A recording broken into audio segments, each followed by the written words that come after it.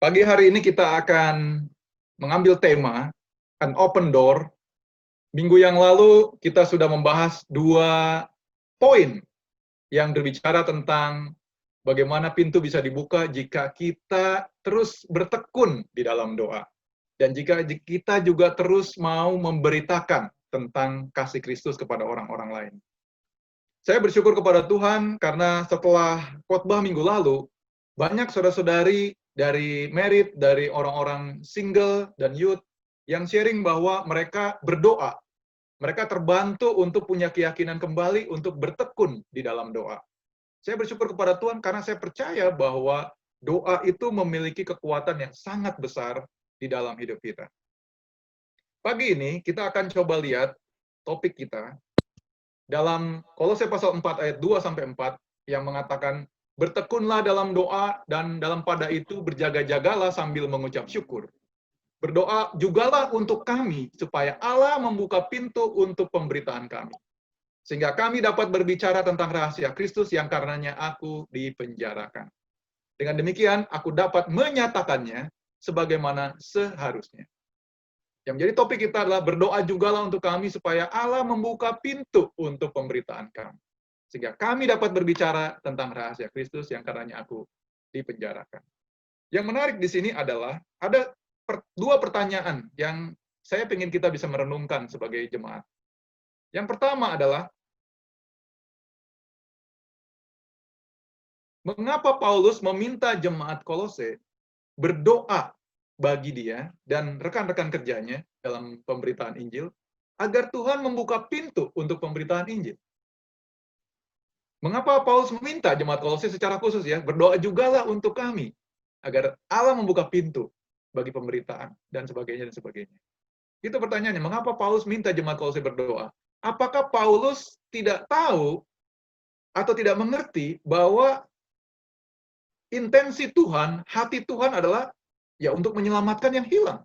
Dan yang sudah pasti akan membuka pintu atau jalan yang selebar-lebarnya agar Injil bisa disebarkan kepada banyak orang. Kalau Paulus sudah tahu hatinya Tuhan, karena dia juga seorang pelayan Tuhan, lalu mengapa dia masih minta kepada jemaat Kolose untuk berdoa bagi mereka agar Tuhan membuka pintu? Kalau lihat dari struktur bahasanya, ini kan pengertiannya kita dapat, kayaknya Tuhan nggak akan buka pintu kalau nggak doa. Apakah demikian maksudnya? Apa maksud Paulus untuk meminta jemaat di Kolose berdoa bagi pelayanan dia untuk memberitakan Injil? Ini adalah hal yang menjadi menarik buat kita semua, yang menjadi juga renungan kita pada pagi hari ini. Kita lihat intensi atau hati Tuhan untuk orang-orang yang terhilang. Ya, kita lihat di awal pada masa pelayanan Tuhan Yesus di Markus pasal 1 ayat 16 sampai 17, ketika Yesus sedang berjalan menyusur danau Galilea, ia melihat Simon dan Andreas saudara Simon. Mereka sedang menebarkan jala di danau sebab mereka penjala ikan. Yesus berkata kepada mereka, "Mari, ikutlah aku. Dan kamu akan kujadikan penjala manusia."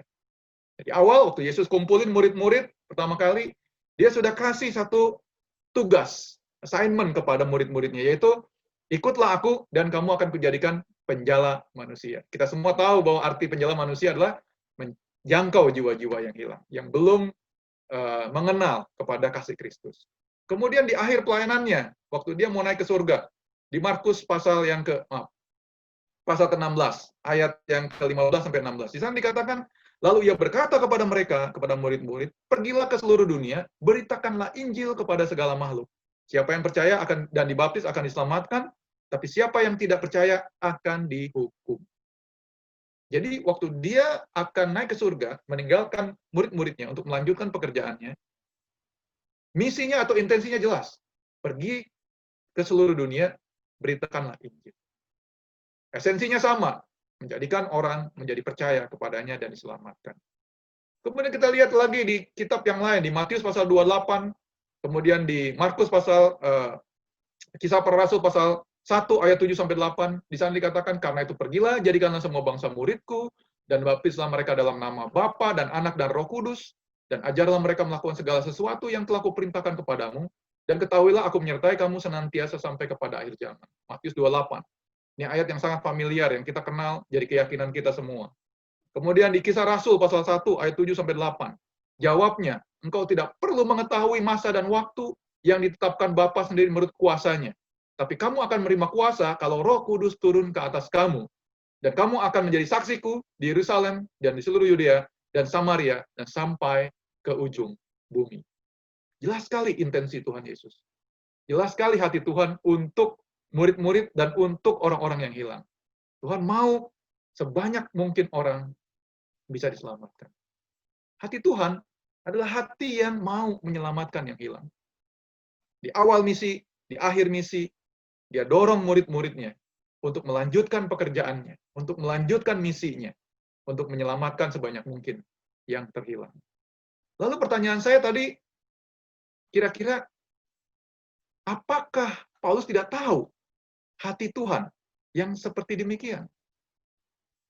Kalau Paulus sudah tahu bahwa Tuhan mau menyelamatkan sebanyak mungkin orang, lalu mengapa dia, pertanyaan saya tadi adalah, masih meminta jemaat di Kolose berdoa untuk mereka agar Tuhan membuka pintu?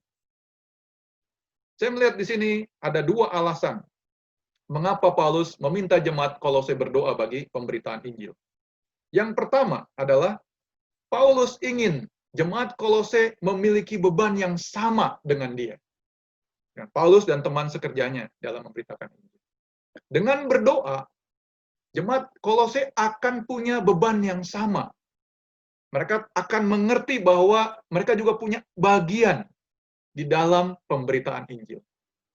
Dengan berdoa, mereka menaruh pekerjaan tersebut, pemberitaan Injil tersebut dalam pikiran dan hati mereka. Itu yang saya katakan tadi, terbeban. Yang kedua adalah mereka juga punya keterlibatan. Jemaat Kolose diminta untuk terlibat dalam pekerjaan pemberitaan Injil. Jadi Paulus bukan hanya mau jemaat Kolose merasa terbeban dalam artian yang positif ya, bukan beban dalam arti yang negatif. Terbeban itu mereka tahu jadi ada tugas yang besar, ada tugas yang penting, ada tugas yang menjadi fokus utama kalau seseorang hidup menjadi pengikut Kristus. Kemudian setelah terbeban, Paulus juga ingin mengajak jemaat Kolose terlibat di dalam pekerjaan pemberitaan Injil. Ini dua hal yang menurut saya menjadi alasan mengapa Paulus meminta jemaat Kolose berdoa untuk agar Allah membuka jalan untuk pemberitaan Injil mereka. Kita akan membahas satu persatu. Apa maksud terbeban? Saya percaya dan saya berharap setelah kita mendengarkan firman Tuhan ini, hati kita bisa melihat dengan lebih jelas, pikiran kita bisa terbuka, bahwa ada banyak hal-hal yang kita bisa punya beban dan terlibat di dalam pemberitaan Injil. Amin. Yang pertama, terbeban. Kolose 4 tadi mengatakan kepada kita, berdoa jugalah untuk kami. Ya.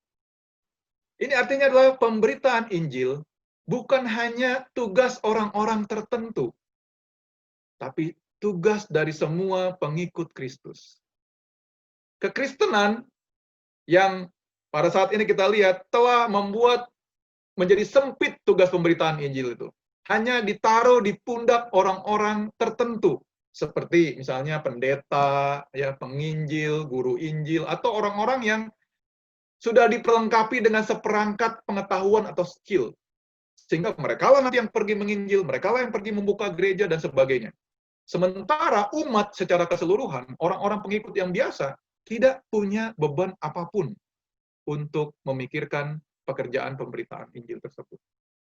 Ini yang terjadi, saya lihat. Saya ingat, sebelum saya mengenal Kristus, sedikit pun saya tidak pernah berpikir bagaimana caranya Injil itu bisa saya beritakan kepada orang lain. Karena dalam pikiran saya adalah ada orang-orang tertentu yang sudah punya tugas untuk itu. Jadi pemberitaan Injil bukan hanya tugas orang tertentu, namun semua pengikut Kristus. Jadi kalau kita pengikut Kristus hari ini, itu juga adalah tugas dan beban kita untuk memberitakannya. Yang kedua, pemberitaan Injil juga terlalu besar kalau hanya dilakukan oleh beberapa orang saja. Karena Tuhan mau kita pergi ke seluruh dunia. Dunia ini begitu luas. Ada 7 miliar lebih orang di dalamnya. Kalau hanya dilakukan oleh guru Injil, oleh penginjil, pendeta, sampai kapan orang bisa mendengar kabar baik tentang Kristus? Jadi, ini adalah alasan yang kedua, pemberitaan Injil itu terlalu besar. Kalau hanya dilakukan oleh beberapa orang, tentu saja. Yang ketiga, pemberitaan Injil adalah misi terpentingnya Kristus. Kita sudah lihat tadi ya, di awal misi, di akhir misi, Yesus bicara tentang penjala manusia. Kamu akan pergi menjadi saksiku sampai ke ujung bumi. Kalau itu misi terpenting Kristus, semestinya itu juga menjadi misi yang penting juga bagi kita semua sebagai pengikut Kristus. Nah, pertanyaan saya hari ini adalah, apakah kita sudah melihat pemberitaan Injil itu bukan hanya tugas orang-orang tertentu, adalah pekerjaan yang sangat besar, dan juga misi yang sangat penting dalam hidup kita. Saya berharap ini bisa membuka pikiran kita semua untuk melihat bahwa pemberitaan Injil adalah beban kita juga sebagai pengikut Kristus. Panggilan kita, saya percaya, adalah untuk menjadi terbeban, untuk memberitakan Injil. Tuhan memanggil kita supaya kita punya beban. Tuhan mau memakai kita. Tuhan mau memakai apa yang ada pada diri kita.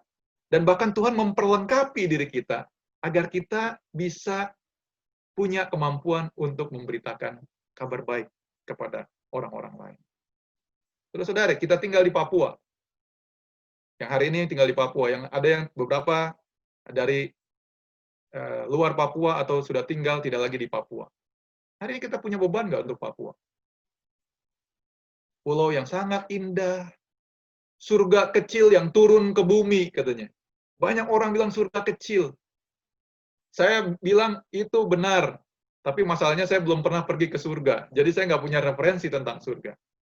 Ya, tapi kalau lihat keindahannya, saya merasa bahwa di seluruh Indonesia, pulau yang sangat indah, yang terindah adalah Papua. Banyak alamnya yang masih belum tersentuh oleh tangan manusia dan kemajuan teknologi. Tapi di balik keindahan itu, di balik alam yang kaya dan luar biasa itu, ada beban nggak kita untuk Papua? Agar orang-orang yang tinggal di dalamnya hari ini boleh mengenal Kristus dengan benar. Boleh percaya kepada Kristus dan hidup dalam keyakinan yang benar sebagai pengikut Kristus. Apakah kita hari ini punya beban untuk Papua? Apakah kita hari ini berdoa bahwa Tuhan bisa memakai juga hidup kita untuk bisa melakukan pekerjaan-pekerjaan Tuhan di Papua? Provinsi Papua ada 29 kabupaten dan kota. Saya kaget, karena ternyata pemekaran sudah banyak sekali ya. Banyak sekali kabupaten-kabupaten baru. Satu kota Jayapura dan 28 kabupaten. Besar sekali. Kemudian Provinsi Papua Barat itu ada 13 kabupaten kota. 12 kabupaten dan 1 kota, Sorong. Luas. Masih banyak daerah-daerah atau wilayah yang belum ada murid-murid Yesus. Baru 3 tempat di mana kita bisa menetapkan misi. Jayapura, Sorong, dan Manokwari. Sorong minggu depan akan merayakan ulang tahun jemaatnya yang ke-8. Bulan lalu kita merayakan ulang tahun ke-11 dari jemaat di Manokwari. Kita bersyukur sama Tuhan, tapi banyak daerah yang belum ada pengikut Kristus yang sejati. Apakah kita punya beban untuk itu? Ada sekitar 415.218 jiwa penduduk kota Jayapura. Itu tahun 2018.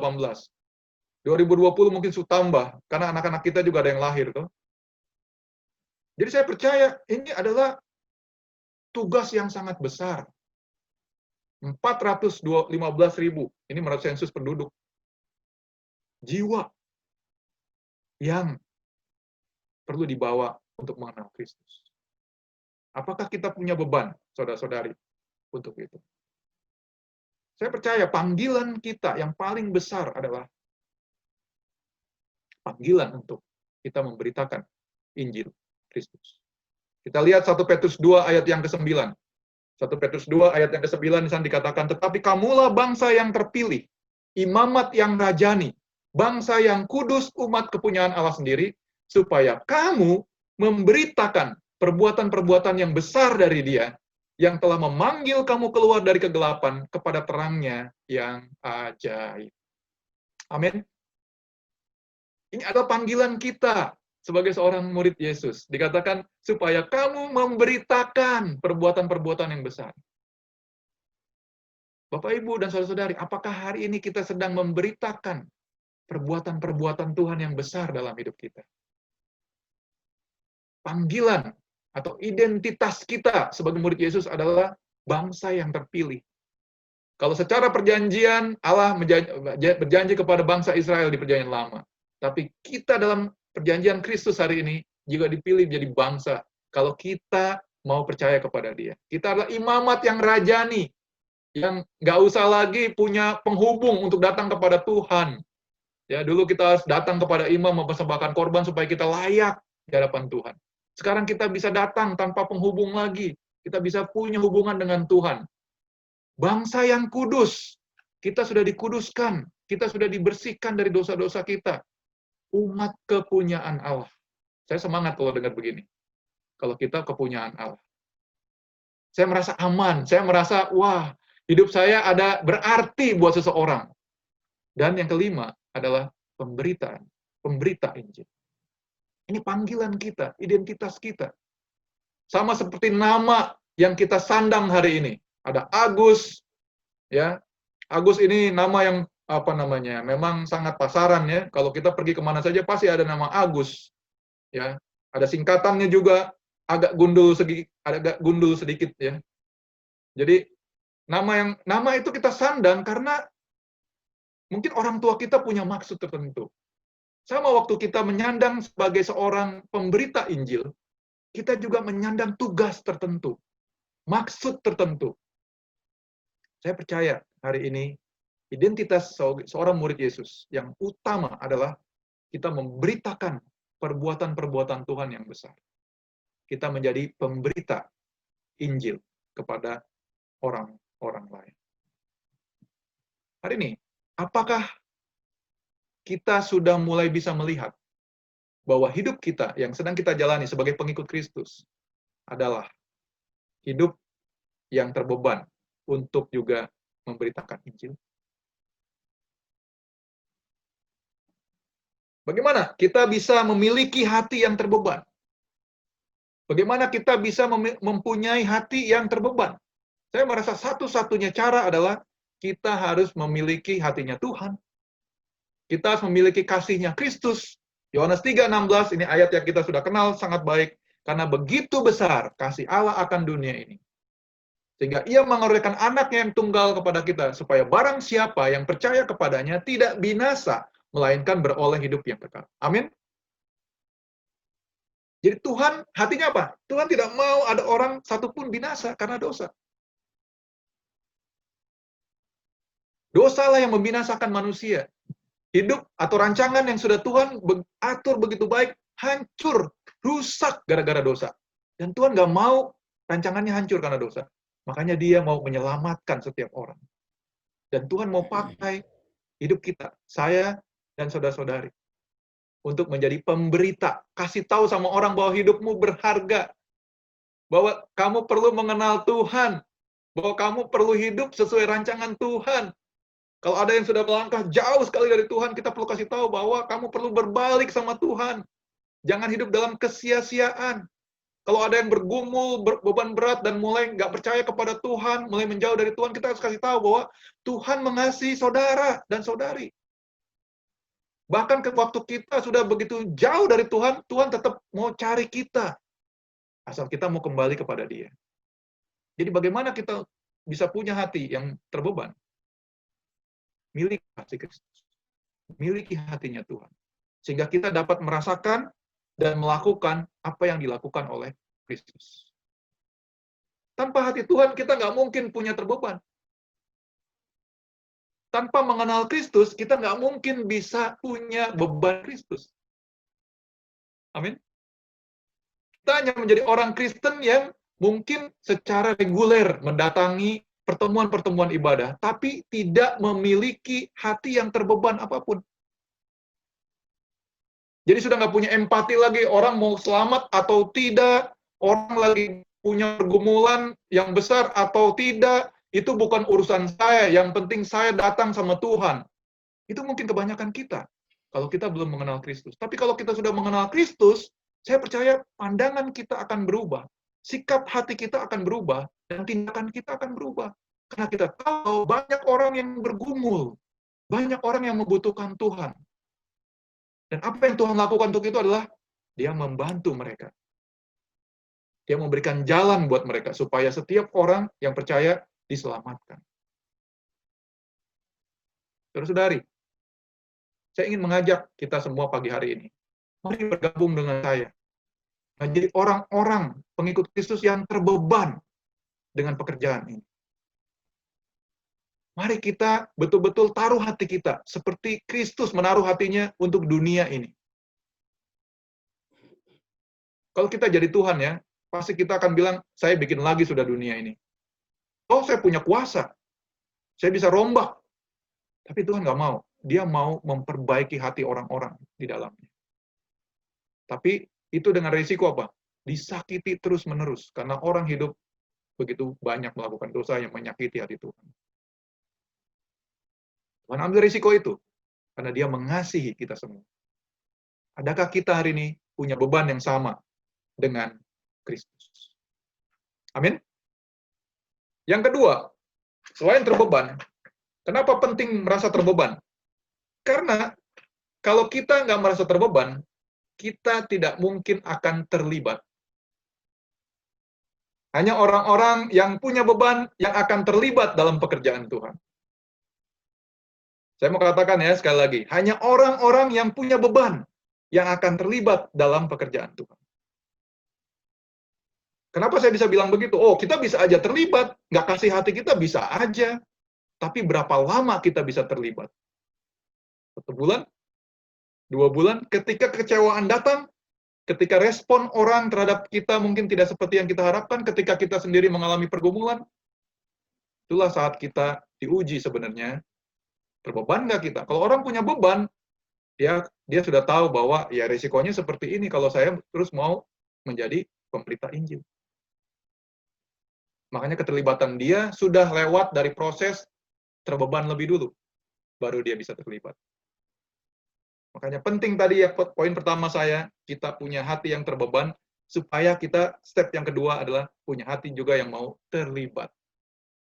Berdoa jugalah untuk kami, di Kolose 4 ayat 3 tadi. Ya, supaya kita juga bisa terlibat dalam pekerjaan-pekerjaan Tuhan. Hati yang terbeban mendorong kita lebih jauh untuk terlibat. Kalau saudara dan saudari sudah punya hati yang terbeban, oh iya ya, saya lihat banyak sekali kebutuhan-kebutuhan. Oh iya ya, anak-anak sekolah minggu ya, perlu diajarkan nilai-nilai. Oh iya ya, orang-orang merit perlu mengerti nilai-nilai dalam rumah tangga. Oh iya ya, teman-teman saya banyak sekali ya, yang tidak mengerti bagaimana cara berkomunikasi dengan benar sehingga bentrok terus dalam rumah tangga. Oh iya ya, banyak anak-anak muda teman-teman saya yang hidupnya tuh sia-sia, nongkrong-nongkrong tapi hidupnya nggak ada sesuatu untuk membangun. Kalau kita udah boleh punya beban itu bagus. Berarti tinggal satu step lagi kita bisa terlibat. Hati yang terbeban mendorong kita lebih jauh untuk terlibat. Yang kedua, tanpa keterbebanan tidak akan mungkin ada keterlibatan. Itu yang saya bilang tadi. Kalaupun ada keterlibatan, hanya temporary saja, hanya sementara. Karena terbeban itu jadi kuncinya untuk kita bisa terlibat. Kita tidak cukup hanya punya hati yang terbeban. Banyak orang berdoa, oh Tuhan saya terbeban dengan keadaan ini. Tapi apa yang sedang kita lakukan dengan beban yang kita punya itu? Tidak cukup hanya punya hati yang terbeban, hati yang mau terlibat itu juga jauh lebih penting. Hari kita bisa berdoa ini, berdoa itu, terbeban untuk jiwa yang hilang, terbeban untuk penginjilan kepada suku terasing. Tapi apa yang secara pribadi kita sendiri sudah buat untuk mewujudkan itu? Kita mau berdoa, jiwa-jiwa yang hilang, kita mau selamatkan. Tapi apa yang secara real secara real, nyata kita lakukan untuk membantu jiwa-jiwa yang hilang? Kita lihat ada banyak kebutuhan-kebutuhan dalam hidup jemaat. Kita terbeban. Tapi apa yang secara nyata kita sudah lakukan untuk menjawab dan memenuhi kebutuhan-kebutuhan tersebut? Itu tadi makanya saya katakan, tidak cukup hanya punya hati yang terbeban, tapi hati yang mau terlibat. Itu jauh lebih penting. Paulus meminta jemaat Kolose untuk terlibat dalam pemberitaan Injil. Terlibat secara aktif dalam pemberitaan Injil. Paulus tahu bahwa setiap murid Yesus, setiap pengikut Kristus itu disiapkan untuk menjadi pekerja buat Tuhan. Untuk menyampaikan tadi ya, perbuatan-perbuatan yang besar. DNA kita yang menyusun hidup kita ya, itu adalah DNA untuk memberitakan Injil kepada orang-orang lain. Dan yang terakhir adalah kita semua dapat terlibat dalam pekerjaan pemberitaan Injil tersebut. Kita semua, iya tanpa kecuali. Bukan orang-orang tertentu. Saya bisa katakan ini kenapa? Karena dulu saya juga bukan pendeta. Dulu menjadi pendeta. Saya murid biasa yang saya juga tidak terlalu banyak mengerti firman Tuhan. Saya hanya punya semangat. Kebanyakan kita memulai menjadi pengikut Kristus juga mulainya karena hati yang semangat untuk Tuhan. Betul nggak? Lama-lama kita mulai menyadari bahwa kita dipanggil untuk melakukan pekerjaan yang lebih besar. Kita dapat tanggung jawab. Kita mulai diperlengkapi. Bagaimana caranya sharing kepada orang lain, bagaimana kita membagikan firman Tuhan, bagaimana membantu orang yang lagi stres, lagi punya masalah, dan sebagainya. Itu hal-hal yang diperlengkapi dalam hidup kita. Tapi awalnya adalah keterlibatan kita, karena kita punya hati yang terbeban, dan mau melakukan seperti yang Kristus lakukan. Kita semua dapat terlibat, tanpa kecuali, tua, muda, baru mulai menjadi pengikut Kristus, ataupun sudah lama, semua orang bisa terlibat dalam pekerjaan ini. Amin? Nggak ada requirement tertentu. Yang penting hati yang mau sama seperti Kristus. Saya ingin membuka kepada kita, di halaman berikutnya, ada 3 area. 3 area di mana hidup kita mesti terlibat. Ada banyak orang kadang-kadang mau terlibat, tapi hanya beberapa area mereka pilih yang mereka nyaman. Tapi saya merasa kalau kita hanya terlibat dalam satu aja, kurang lengkap. Karena Tuhan juga terlibat dalam hidup kita, dalam semua aspek hidup kita. Tuhan nggak hanya terlibat dalam aspek hidup kita dalam rumah tangga aja. Enggak. Dalam pekerjaan, dalam bisnis atau pekerjaan kita, semua Tuhan terlibat. Coba bayangin ya, kalau Tuhan hanya terlibat pada waktu hari Minggu kita ke gereja. Sisa dari itu, Tuhan nggak mau terlibat dengan hidup kita. Repot kita kan? Sama dengan kita. Kita juga masih terlibat dalam 3 hal ini. Yang semoga mudah-mudahan membuka pikiran dan hati kita untuk melihat pekerjaan Tuhan sebagai sebuah beban yang mendorong kita untuk melakukan lebih banyak lagi. Area pertama adalah area spiritual. Aspek rohani. Ya, Tuhan mau kita terlibat dalam aspek rohani. Karena ini pekerjaan Tuhan, memberitakan Injil, kita nggak gunakan kekuatan kita. Kita nggak gunakan pesona kita. Ya, kalau saya artis Korea mungkin gampang ya, suju gitu ya. Saya cari pengikut ya, mari ikut Tuhan. Banyak orang ikut ya karena suka sama karisma saya, pesona saya. Sayangnya saya bukan artis Korea, ya, bukan Korea dan bukan artis dua-dua lagi. Jadi yang saya punya apa? Ya, hidup atau hati yang mau mencintai Tuhan. Sama seperti kebanyakan dari kita kan, bukan figur, bukan orang yang punya kelebihan lain-lain. Jadi betul-betul menyatakan kepada kita bahwa memberitakan Injil itu pekerjaan Tuhan, bukan pekerjaan kita. Bukan oleh pesona kita. Hal yang pertama kita bisa lakukan, berdoa dan berpuasa untuk pemberitaan Injil. Hal yang paling dasar kalau kita belum bisa lakukan hal-hal yang lain adalah berdoa dan berpuasa. Berdoa agar banyak hati orang itu terbuka untuk menerima firman Tuhan. Hari ini saya bersyukur kepada Tuhan karena lewat dunia digital ya, digital media, Facebook, sosial media ya, Facebook, Instagram dan sebagainya ya, itu banyak orang bisa mengenal Tuhan. Mereka lagi galau, mereka buka-buka Facebook, tulis-tulis di sana. hidup ini kok begini ya, gini-gini aja, kayaknya bosan, boring, dan pada waktu buka-buka itu ternyata dia buka juga ada satu postingan yang rohani. Banyak orang akhirnya cari tahu, ini komunitas apa dan sebagainya. Ada berapa saudara-saudari kita mengenal Tuhan dari proses itu. Ya, didoakan, berdoa terus-menerus. Kolose 1 ayat 9 dikatakan di sana, sebab itu sejak waktu kami mendengarnya, kami tiada berhenti-henti berdoa untuk kamu. Kami meminta supaya kamu menerima segala hikmat dan pengertian yang benar untuk mengetahui kehendak Tuhan dengan sempurna. Paulus berdoa untuk orang-orang Kolose. Kalau hari ini kita mau pemberitaan Injil kita membuka jalan buat banyak orang bisa menerima Tuhan, berdoalah terus-menerus, saudara-saudari. Berdoa terus-menerus. Berdoa dengan tekun. Yang ketiga atau keempat, berdoa secara spesifik, secara detail. Ya, untuk anggota keluarga, untuk teman, untuk rekan kerja, orang-orang yang berpengaruh, yang punya impact besar, kalau mereka bisa menjadi percaya kepada Kristus. Pemberitaan Injil di abad yang pertama mencapai puncaknya ketika banyak orang-orang terutama, orang-orang yang punya jabatan, orang Yunani, orang Romawi, menjadi Kristen waktu itu, menjadi murid Yesus. Puncaknya adalah Kaisar, ya, Konstantin menjadi menjadi seorang Kristen. Dan sayangnya ketika itu akhirnya kekristenan mulai dicampur adukan dengan politik. Sejak abad ketiga, ketika Kristen sudah jadi besar, Kristen jadi agama resmi di kerajaan Romawi. Ya, kita tentu saja nggak bisa mengulang kesalahan yang sama. Hari ini kita membantu orang-orang yang punya pengaruh supaya orang menjadi pengikut Kristus, bukan untuk ikut afiliasi politik dan sebagainya. Itu 4 hal yang kita bisa lakukan. Doa dan puasa, doa agar orang hatinya terbuka, doa terus-menerus, doa secara spesifik.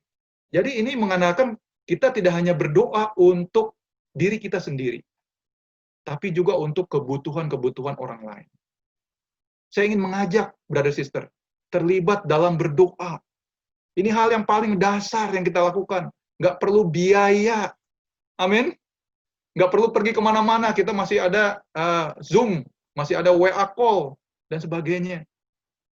Kita bisa berdoa dan menguatkan satu sama lain, sambil kita bisa mendoakan pemberitaan Injil. Yang kedua, aspek yang kedua yang kita bisa terlibat adalah secara finansial, secara keuangan. Saya tahu ini bukan saat yang tepat mungkin kita bicara keuangan.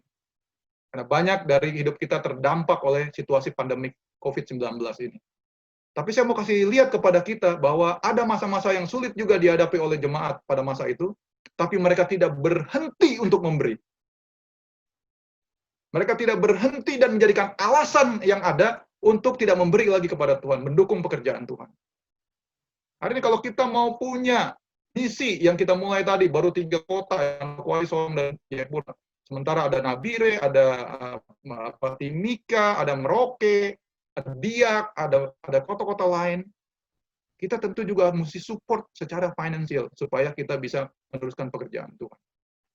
Amin. Kita bersyukur kepada Tuhan karena kita diberi kesempatan untuk itu.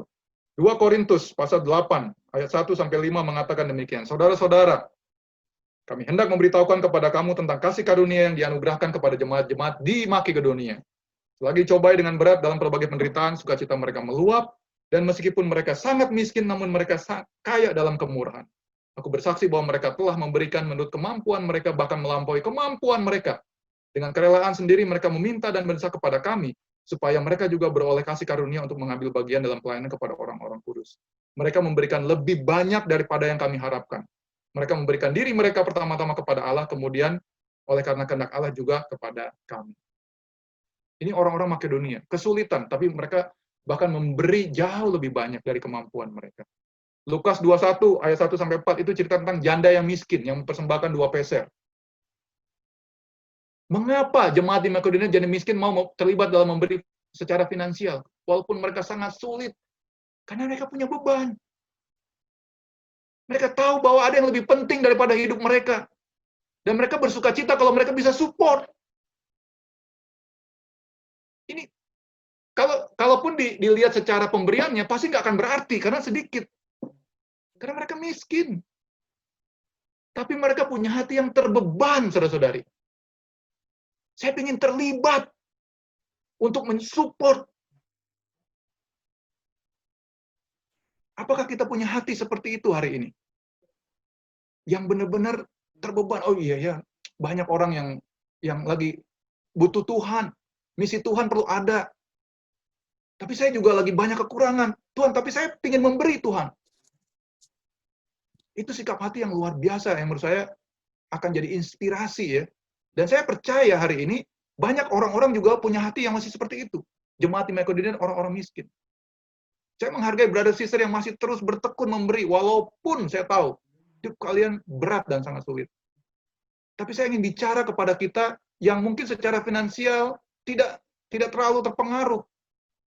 Dan kita mulai memperhitungkan apa yang kita berikan kepada Tuhan. Mari kita lihat orang-orang di Makedonia dan janda miskin. 2 Korintus pasal 9, kita ke sana. Ayat 6 sampai 11 dikatakan memberi dengan sukacita membawa berkat. Amin. Ini bukan hanya ayat pengantar untuk persembahan ya. Karena ini sering kali dipakai alat pengantar persembahan. Saya berharap ini menjadi keyakinan buat kita. Camkanlah ini, orang yang menabur sedikit akan menuai sedikit juga, dan orang menabur banyak akan menuai banyak juga. Hendaklah masing-masing memberikan menurut kerelaan hatinya, jangan dengan sedih atau paksaan, sebab Allah mengasihi orang yang memberi dengan sukacita. Dan Allah sanggup melimpahkan segala kasih karunia kepada kamu, supaya kamu senantiasa berkecukupan dalam segala sesuatu, dan malah berkelebihan dalam berbagai kebajikan. Seperti ada tertulis, ia membagi-bagikan, ia memberikan kepada orang miskin, kebenarannya tetap untuk selamanya.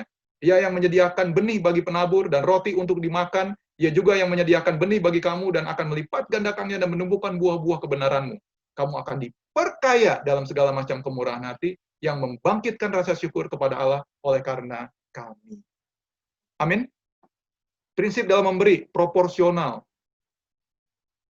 Saya percaya dalam kunjungan yang, kalau nggak salah tahun lalu ya, atau tahun ini, saya lupa. Pendeta Frankie pernah ngajar kita dalam memberi ya, prinsipnya proporsional. Mungkin ada sebagian kita berat untuk memberi 10%. Ya, karena banyaknya kebutuhan dan banyaknya hal-hal yang mesti kita keluar dan juga keadaan yang ada seperti saat ini. Tapi kita bisa memberikan secara proporsional. Mungkin tidak sampai 10% yang kita berikan, tapi kerelaan, sukacita, ya, dengan rasa syukur, dengan iman, percaya waktu kita memberi buat Tuhan. Itulah yang jadi dasar. Bagi orang-orang yang berkelimpahan, saudara-saudari yang diberkati Tuhan lebih misalnya. Kalian bisa memberi secara proporsional, bahkan lebih daripada 10%. Karena proporsional adalah sesuai dengan apa yang kita dapat hari ini. Inilah prinsip yang saya melihat ada diajarkan oleh Paulus dalam 2 Korintus, memberi dengan sukacita tadi. Saudara-saudari yang saya kasih dalam Tuhan, itu yang kita, area yang kedua yang kita bisa terlibat, secara finansial. Kita bisa memberi buat Tuhan. Yang ketiga areanya adalah area secara physically, secara jasmani kita terlibat. Ya, kita nggak hanya bisa berdoa, oh iyalah saya bagian ini aja, saya Kristen tapi saya ini bagian Intel. Jadi saya nggak kelihatan itu Kristennya. Nggak bisa. Kita perlu juga terlibat dalam hal-hal yang nyata. Itu akan membuat inspirasi buat orang lain, dan juga kita terlatih secara rohani. Ikut sit-in study, ya, belajar untuk bisa mengajar Alkitab kepada orang-orang lain. Kita ada kelas namanya PB2, ya, untuk mengajar orang-orang lain. Banyak pemimpin sudah ikut di sana, bahan-bahan sudah dikasih. Saya percaya itu semua adalah alat untuk memperlengkapi kita sebenarnya.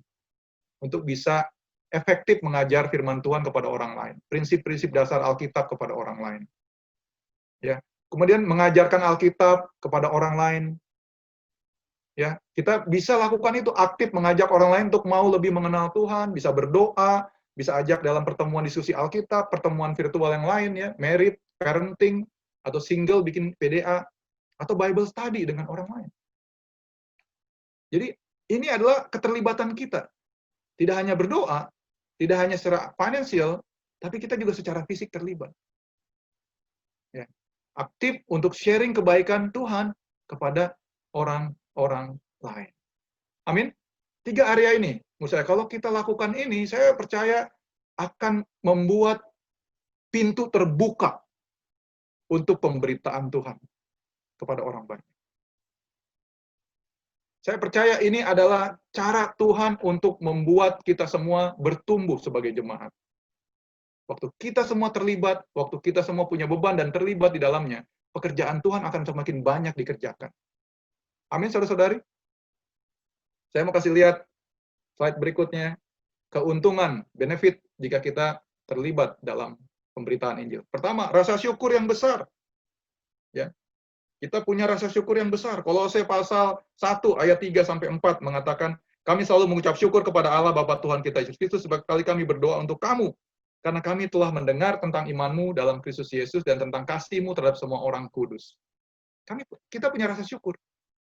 Kalau kita terlibat, wah Tuhan bersyukur banget ya Tuhan, saya bisa terlibat ya. Hidup saya sebenarnya nggak ada apa-apanya Tuhan, tapi saya bisa terlibat dalam pekerjaan Engkau. Itu adalah hal yang luar biasa, yang nggak bisa dinilai dengan sesuatu apapun. Yang kedua, kita juga bisa menjadi saksi dari perkembangan dan pertumbuhan Injil. Saksi dari perkembangan dan pertumbuhan Injil. Kolose 1 ayat 5 sampai 6 karena pengharapan yang disediakan bagi kamu di sorga. Tentang pengharapan itu telah lebih dahulu kamu dengar dalam firman kebenaran yaitu Injil. Yang sudah sampai kepada kamu, Injil itu berbuah dan berkembang di seluruh dunia, demikian juga di antara kamu sejak waktu kamu mendengarnya dan mengenal kasih karunia Allah dengan sebenarnya. Jadi kita bisa melihat perubahan hidup orang-orang. Yang ketiga, kita bisa menyaksikan perubahan dan pertumbuhan rohani dari orang-orang. Anak-anak yang kita ajar, hari ini kita lihat ya, anak sekolah minggu, sudah ada yang kuliah, sudah ada yang menjadi dokter, jadi murid Yesus. Itu adalah, kita jadi saksi. Bukan hanya saksi, tapi ada beberapa saudara-saudari, guru-guru sekolah minggu yang terlibat di dalamnya. Itu adalah sebuah kepuasan rohani yang luar biasa. Kita rasa syukur yang besar kepada Tuhan. Karena kita bisa terlibat di dalamnya. Yang keempat, bersukacita karena boleh ngambil bagian dalam penderitaan Kristus. Ayat 24 di Kolose dikatakan. Di sana demikian. Sekarang aku bersukacita karena bahwa aku boleh menderita karena kamu dan menggenapkan dalam dagingku apa yang kurang pada penderitaan Kristus untuk tubuhnya, yaitu jemaat. Ini yang nyata. Jika Anda ingin menggenapi penderitaan Kristus, Paulus bilang, saya melakukannya dalam jemaat Tuhan. Amin. Jadi saudara-saudari yang saya kasih dalam Tuhan, mari kita punya dua hal tadi. Terbeban, dan juga mendorong kita untuk terlibat. Kerjaan pemberitaan Injil bukan hanya tugas orang-orang tertentu, dia terlalu besar untuk dikerjakan oleh orang-orang tertentu. Itu misi yang sangat penting oleh Tuhan Yesus. Makanya kita perlu punya beban. Dan juga keterlibatan dalam aspek spiritual, dalam aspek finansial, dan dalam aspek fisikal. Berdoa bagi pintu yang terbuka, itu mengajarkan kepada kita agar kita sebagai pengikut Kristus terbeban untuk jiwa-jiwa yang hilang. Sehingga kita dapat terlibat dalam mendoakan, dalam mengajak, dalam mengenalkan, dalam mendukung, dan dalam mengajarkan kebenaran firman Tuhan kepada mereka semua. Sampai mereka bisa hidup di dalam kebenaran.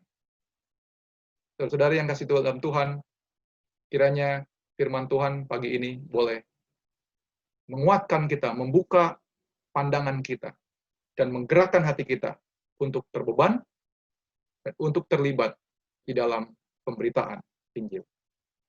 Tuhan memberkati kita sekalian. Amin. Mari kita berdoa. Sangat bersyukur Tuhan untuk firman-Mu, dan biarlah firman tadi boleh meneguhkan, membuka juga pandangan kami, hati kami, menggerakkan hati kami Tuhan, agar kami sebagai jemaat-Mu boleh terbeban dan boleh terlibat dalam tugas-tugas pemberitaan Injil.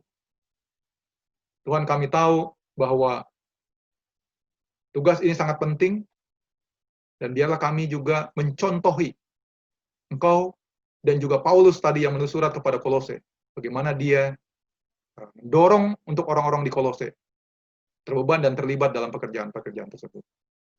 Berkati kami semua Tuhan, Berkati hati kami. Dalam nama Tuhan Yesus kami sudah berdoa. Amin.